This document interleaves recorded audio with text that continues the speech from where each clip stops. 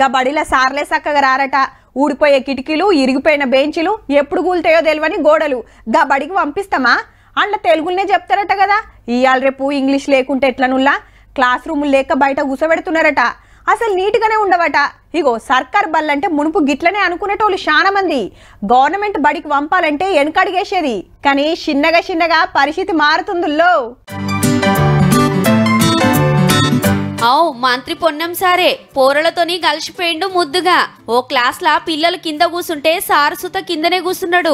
నోట్బుక్లు తీసుకొని ఏం రాసిర్రు, పాఠాలు మంచిగా అర్థమవుతున్నాయా, వైలు ఇచ్చిర్రా, సార్లు చదువులు మంచిగా చెప్తున్నారా అని అరుచుకున్నాడు. హైదరాబాద్ కార్వాన్ లా సర్కారు బడికి పోయిండు. క్లాస్ రూమ్లన్నీ తిరుక్కుంటా లోపట సౌలతులు ఎట్లున్నాయి, పోరలు ఏం నేర్చుకుంటున్నారు, బడిలో ఇంకా ఏమేం చేపియాలను అడిగి తెలుసుకుండు. అట్లనే కొత్తగా కడుతున్న స్కూల్ బిల్డింగ్ చూసిండు.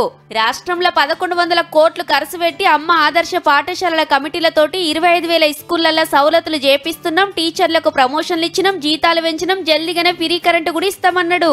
మంత్రులు, ఎమ్మెల్యేలు, ఆఫీసర్లు ఎవ్వరు ఇలాకలాలు గవర్నమెంట్ స్కూళ్లకు పోయి చూస్తేనే కదా చదువులు ఎట్లా నడుస్తున్నాయి, ఏమేం చేయాలనో తెలిసేది. చెప్పినట్టే జరిగితే గవర్నమెంట్ బల్ల ఆలత్ మారుడు పక్కా పో.